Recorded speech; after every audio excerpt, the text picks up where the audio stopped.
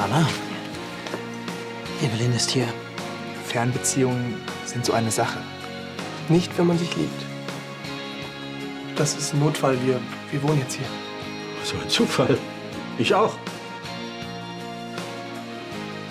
Sie halten mich für die Assistentin Ihrer Tochter. Doch in Wirklichkeit bin ich die ganze Zeit Carlas Geliebte.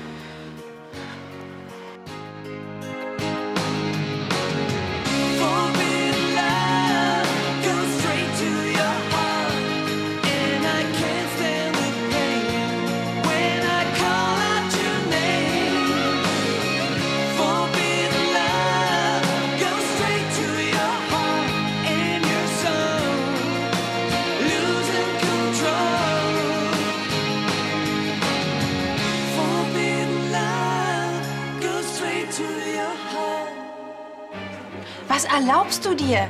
Du platzt hier ungeladen rein und behauptest, ich Hör doch endlich auf, allen was vorzumachen und steh dazu, dass du lesbisch bist. Frau Thomas, reicht. Bitte verlassen Sie augenblicklich. Das ist eine infame Lüge. Sie will sich an mir rächen, nur weil ich ihr gekündigt habe. Meine Herrschaften, offensichtlich verkraftet Frau Thoma ihr berufliches Scheitern nicht. Und was für ein Skandal. Und das in diesem Hause. Ich denke, wir klären die Angelegenheit in aller Ruhe nebenan. Da gibt es nichts zu klären. Haben Sie sich nie gefragt, warum es keinen Mann in Carla von Lahnsteins Leben gibt? Ja, da täuschen Sie sich gewaltig. Ich müsste es ja wohl noch am besten wissen. Wir wollten es eigentlich noch für uns behalten, aber wir haben uns verlobt.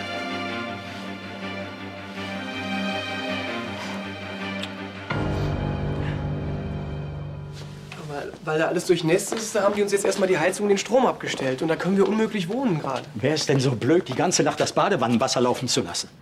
Also ich kann mir das auch nicht genau erklären.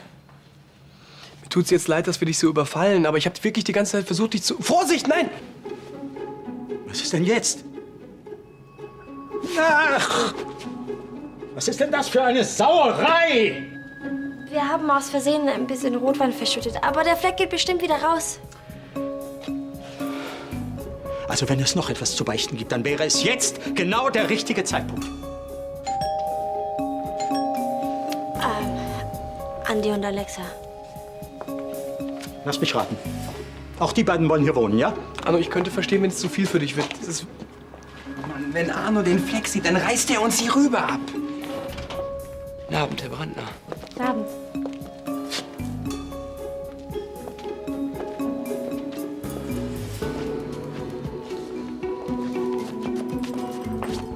Arno, ich könnte auch noch mal in der Pension anrufen. Vielleicht haben die ja noch ein Zimmer frei. Hab ich denn eine Chance, Nein zu sagen? Dankeschön.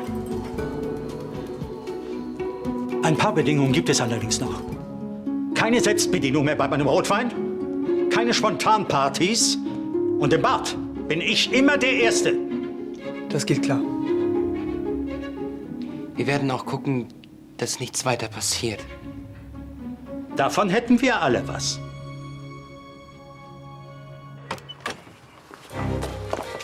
Lassen Sie mich sofort los. Was soll das?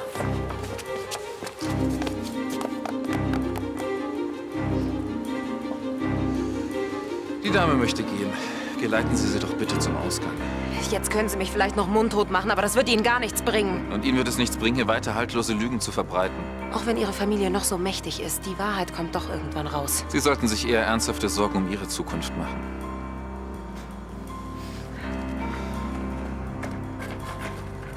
Auch wenn Sie es nicht wahrhaben wollen, ich lüge nicht. Brauchen Sie mich noch? Nein, nein, vielen Dank. Gehen Sie ruhig wieder rein.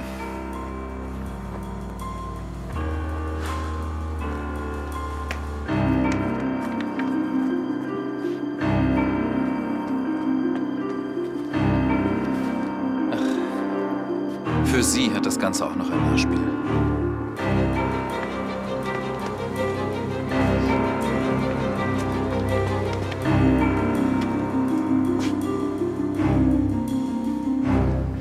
Aber Carla, warum hast du mir nicht früher von eurer Verlobung erzählt? Weil ich genau weiß, dass du dagegen bist. Ja, ich habe tatsächlich so meine Zweifel, dass es Herrn von Beinbach nur um dich geht. Sondern um was? Um mein Geld? Du kennst ihn nicht. Du weißt gar nicht, was er alles für mich getan hat. Bitte, Carla. Ich möchte nur, dass du glücklich wirst. Und ich will dich nicht enttäuschen.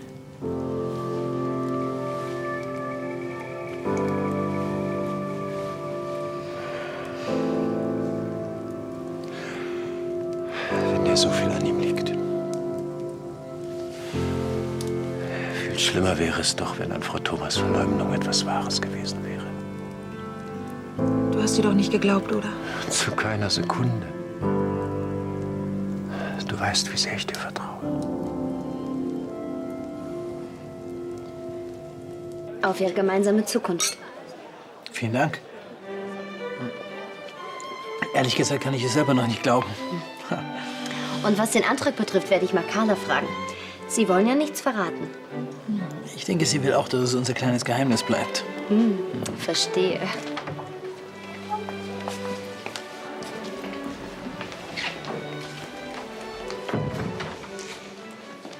Diese Person wird die Hochzeit nicht noch mal stören. Danke, Ansgar. Carla, vielleicht solltest du vorsichtiger sein, was die Auswahl deiner Mitarbeiter betrifft. Wir müssen überlegen, wie wir weiter in dieser Angelegenheit verfahren. Ich hätte da einen Vorschlag zu machen.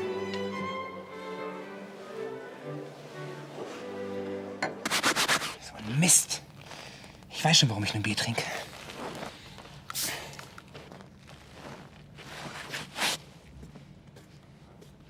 Hier. Jetzt darfst du dich mal austoben. Ich muss lernen, siehst du doch. Das hättest du dir vielleicht vorher überlegen sollen, bevor du die Flasche Rotwein aufgemacht hast. Wenn du nicht wie ein Idiot an der Flasche gezogen hättest, wäre nichts passiert. Ich sag dir jetzt mal was, Fräulein. Du kannst mich mal. Andi, wo willst du hin? Wo ich hin will? Mich erkundigen, wie viele Jahre man für Totschlag kriegt. Von diesem Bauerntrampel muss ich mir echt nichts sagen lassen. Hey, wer kümmert sich jetzt um den Fleck? Ich muss zum Tanztraining. Bin eh schon spät dran. Tschüss. Sind wir allein? Ja. Stille. Ich glaub's kaum. Das sollten wir ausnutzen.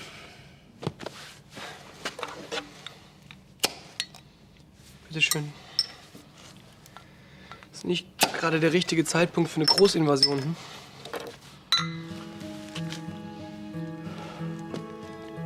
Ich meine wegen Elisabeth und so.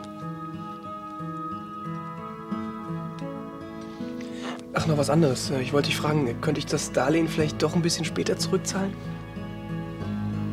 Ja, sicher. Aber wieso? Die Eisdiele läuft doch zurzeit ganz gut. Ja schon, aber ich muss mich nach einem Ersatz für Alexa umschauen. So wie es aussieht, wird sie mir nicht lange helfen können. Ach ja? Hat das zufälligerweise was mit Ihrem Tanztraining zu tun? Ja. Sie hat ein Casting für eine Tournee. Diese Geschichte ruiniert uns die ganze Hochzeit. Mama. Anstatt über das rauschende Fest werden die Gazetten morgen über die lesbische Grafentochter berichten. Kein Skandal. Daran ist doch sicher kein Wort wahr. Sonst hätte sich Carla nicht mit Bernd von Weinbach verlobt. Solange das nicht offiziell ist, bringt uns das gar nichts. Und was hat dein Vater gesagt? Ja, der will ich nicht geglaubt. Aber lass uns nicht hier drüber reden. Meine Damen und Herren, darf ich einen Augenblick um Ihre Aufmerksamkeit bitten? Carla und Bernd, kommt ihr bitte einen Moment zu mir. Wie Sie alle wissen, hat meine Tochter Carla heute den Brautstrauß gefangen. Dies allein wäre vielleicht noch keiner besonderen Erwähnung wert. Wäre dann nicht der passende Umstand, dass sie ihren zukünftigen bereits erwählt hat. Es ist mir daher eine ganz besondere Freude, Ihnen Carlas Verlobung mit Herrn Bernd von Weinbach bekannt geben zu dürfen.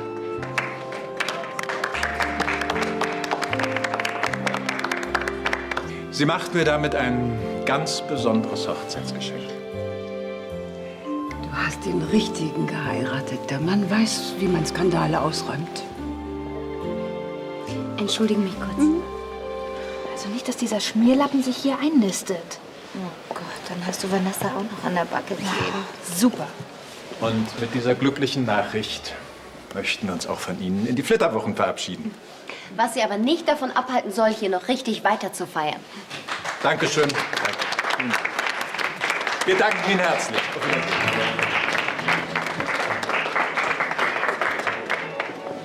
Mes meilleures Félicitations. Sie können sich gar nicht vorstellen, wie glücklich ich bin.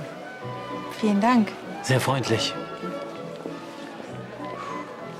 Wir müssen unbedingt reden. Ja. Robin, ihr habt so viel investiert in euer Geschäft. Ihr habt euch hoch verschuldet. Tanzen ist Alexas Traum. Und die Opfer, die du gebracht hast, dein Studium. Das ist vielleicht ihre letzte Chance. Sie war verletzt. Deine Solidarität in Ehren. Aber ich frage mich, ob du dir über die Konsequenzen für dich im Klaren bist. Es ist doch noch gar nicht klar, ob sie es überhaupt schafft. Und wenn ja, dann besuchen wir uns eben so oft es geht. Alexa wird oft in der Weltgeschichte unterwegs sein. Überall dort, wo sie ein Engagement hat. Willst du ihr ständig nachreisen? Wie gesagt, noch ist nichts entschieden. Wir lieben uns und wir kriegen das hin. Irgendwie. Dann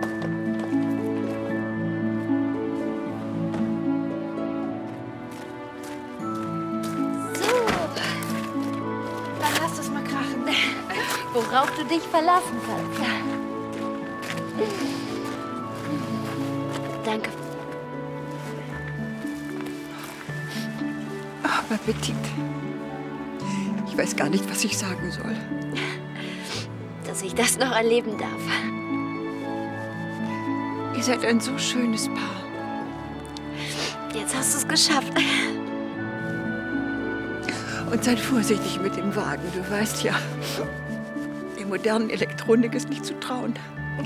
Wir passen auf. Und danke für deine Hilfe. Grille, du heiratest ja schließlich nur einmal, n'est-ce pas? Wie bist du eigentlich auf diese bescheuerte Idee gekommen? Tja, wär's dir lieber gewesen, wenn alle wissen, dass du lesbisch bist? Du hättest dir eben was anderes einfallen lassen müssen. Carla, niemand redet mehr von Evelins peinlichen Auftritt. Ja, alle reden nur noch von unserer Verlobung. Was kann ich denn dafür, wenn dein Vater gleich alles offiziell macht? Wir müssen da irgendwie wieder rauskommen. Ich kann mir nicht helfen, aber dieser Bernd von Beinbach ist mir suspekt. Ja, Carla hätte wirklich einen geeigneteren Verlobten wählen können. Ansgar, ich mache mir Sorgen um Carla. Sie wird schon wieder zur Besinnung kommen. In jedem Fall werde ich mich der Sache in deinem Sinne annehmen. Ich bin froh, dass ich mich auf dich verlassen kann. Auf bald. Es tut mir leid, dass ich mich eben im Ton vergriffen habe. Ich bin dir natürlich dankbar, dass du mich vor einer Katastrophe bewahrt hast. Ich fand gut. Ist doch logisch, dass dir das alles in die Nerven geht. Und wie ich Evelyn kenne, wird sie unsere Affäre auch weiterhin in der Öffentlichkeit breittreten. Ja, vielleicht sollten wir deshalb unsere Verlobung noch eine Weile aufrechterhalten. Mir bleibt wohl keine andere Wahl.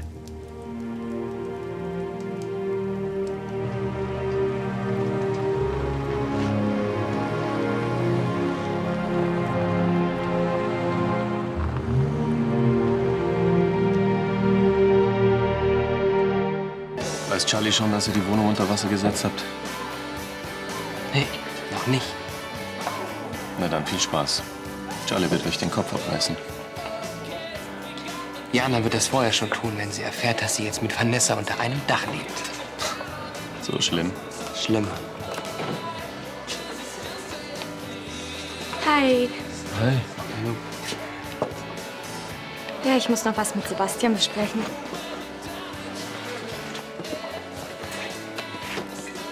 Okay, Anschluss Teil 2. Ich möchte nur wissen, was heute mit dir los war. Du warst wirklich noch nie so schlecht. Ja, ist halt alles ein bisschen viel. Eisdiele, Tanztraining und jetzt dieser Wasserschaden. Aber du musst trotzdem hundertprozentig bei der Sache sein. Sonst können wir das mit dem Vortanzen vergessen morgen. Ja, ich weiß. Ich bin morgen fit und konzentriert, versprochen. Na gut. Und wenn du sonst irgendwelchen Ärger hast, mit Robin zum Beispiel. Nein, mit Robin läuft alles bestens. Im Gegenteil. Bei dem ganzen Chaos ist er der Einzige, der mich richtig unterstützt.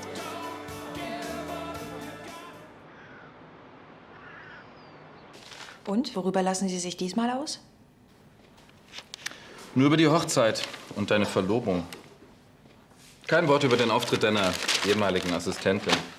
Ja, das war ja wirklich eine Überraschung. Nur schade, dass du dir ausgerechnet den ausgesucht hast. Ach, und darf man auch erfahren, wieso? Naja, nichts gegen ihn, aber ich kenne seine Tochter. Vielleicht hat die ja ihre schlechten Eigenschaften von ihrer Mutter geerbt. Oh, wie schön. Er hat auch eine Tochter? Mhm. Und was für eine. Typ neureiche, verwöhnte Zicke. Du kannst dir nicht vorstellen, was passiert ist. Vanessa hat die ganze WG unter Wasser gesetzt. War ihr die Badewanne zu klein? Jetzt mal im Ernst. Die ganze WG ist total unbewohnbar. Und der Hammer kommt jetzt erst noch. Rate mal, wo sich alle einquartiert haben. Bei Arno. Vanessa ist... Inklusive. Na super. Komm, wir gehen in mein Zimmer. Nimm mit.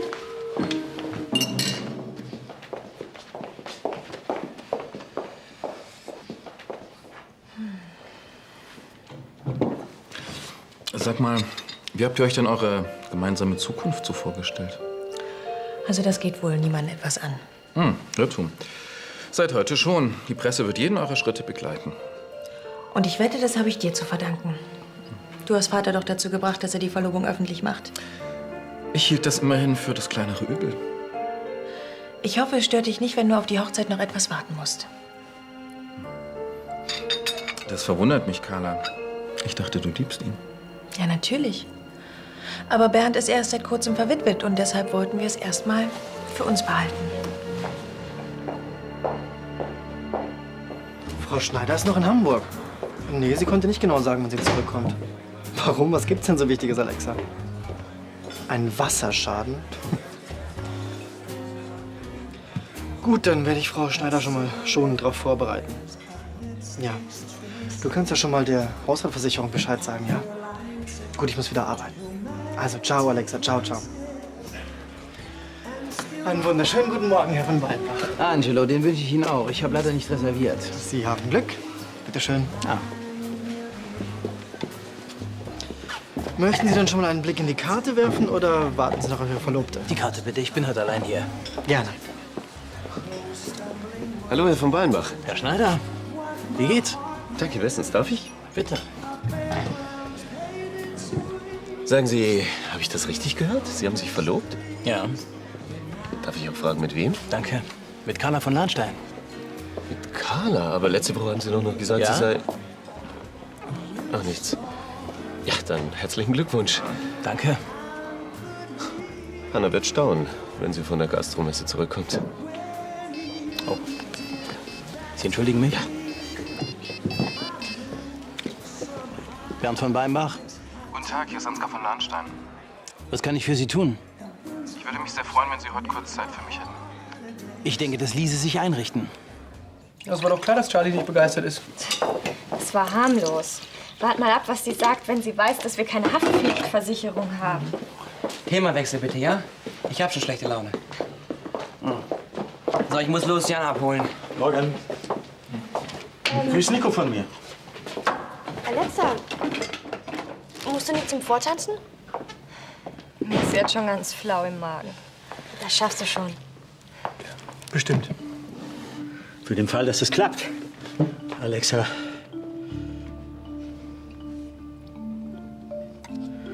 Hast du dir schon mal Gedanken gemacht, wie es weitergehen soll mit dir nach der Tournee? Darüber mache ich mir Gedanken, falls ich genommen werde. So ist es natürlich am einfachsten. Wenn Alexa erstmal erfolgreich auf Tournee war, dann wird sie bestimmt einen Haufen an Geschmacks bekommen. Ja, und dazwischen führt Robin die Eisdiele. Entschuldigt mich, ich muss mich noch für das Vortanzen vorbereiten.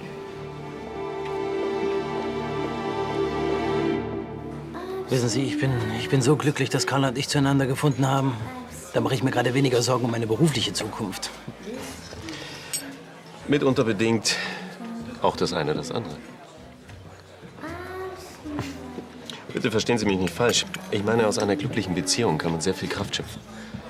Ja, so ist es. Ja. Oh, nehmen Sie mir jetzt bitte nicht übel ab. Mein Termin. Natürlich nicht. Ich wollte sowieso gerade gehen. Tschüss. Tschüss. Schön, dass Sie es so schnell einrichten konnten. Nehmen Sie doch Platz. Guten Tag. Haben Sie bereits einen Wunsch? Nein, vielen Dank. Ich bleib nicht lang. Also zunächst einmal möchte ich mich bei Ihnen für Ihr beherztes Eingreifen bei der Hochzeit bedanken. Sie haben Carla damit eine Menge Schwierigkeiten erspart. Das war doch selbstverständlich. Natürlich werden wir Ihnen helfen, diese ganze Angelegenheit so schnell wie möglich und ohne größeres Aufsehen zu beenden. Ich glaube, Sie haben da was missverstanden. Carla und ich, wir lieben uns. Das freut mich aber für Sie. Allerdings dürfte Ihnen doch klar sein, dass mein Vater dieses Verhältnis nur aus der Not heraus öffentlich gemacht hat. Insofern hatte auch Carla keinerlei Gelegenheit, sich der Konsequenzen bewusst zu werden. Ja, sollten Sie das nicht Ihre Sorge sein lassen? Ich fürchte, ich muss da wohl deutlicher werden. Wir schätzen diese Verbindung nicht. Und insofern besteht für Sie keinerlei Verpflichtung, diese Verlobung aufrechtzuerhalten. Und wenn wir sie gar nicht lösen wollen? Herr von Beinbach, für Ihr Entgegenkommen wird sich die Familie von Lahnstein selbstverständlich erkenntlich zeigen. Rufen Sie mich an, damit wir alles Weitere besprechen können. Einen schönen Tag noch.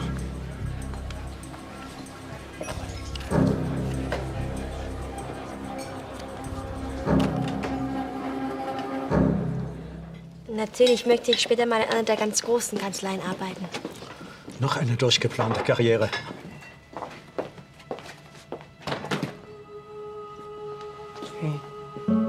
Sag mal, was sollte das gerade? Wenn Arno mich so anmacht, wieso verteidigst du mich nicht? Es tut mir leid. Weißt du, ich bin nervös genug wegen dem Vortanzen. Und es wäre wirklich hilfreich, wenn du hinter mir stehen würdest. Ich wollte dich doch nicht verunsichern. So gibst du mir das Gefühl, dass du doch ein Problem damit hast. Und was ist, wenn es so wäre? Alexa, ich habe bisher eigentlich gedacht, ich komme damit klar. Aber ich habe auf einmal tierisch Angst, dich zu verlieren.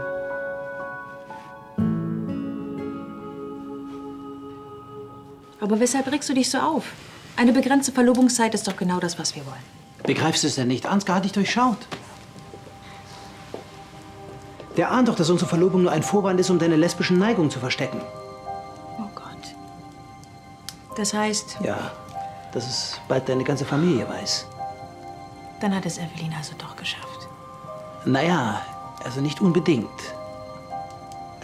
Eine Möglichkeit gibt's da noch. Ja, was denn? Du hast doch selbst gesagt, dass Ansgar uns durchschaut hat. Ganz einfach. Wir heiraten.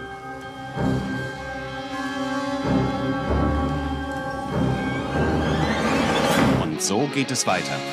Warum ziehst du nicht erstmal hier nach Königsbrunn? Das wäre ebenfalls ein deutliches Zeichen und würde Ansgar erstmal den Wind aus den Segeln nehmen. Das liest sich ja ganz interessant. Ganz hinten ist die Liste der anderen Investoren. Ja. Beeindruckend, ne? Also ehrlich gesagt, die sagen mir aber nichts. Das liegt daran, dass du noch wenig mit Immobilienfonds zu tun hattest.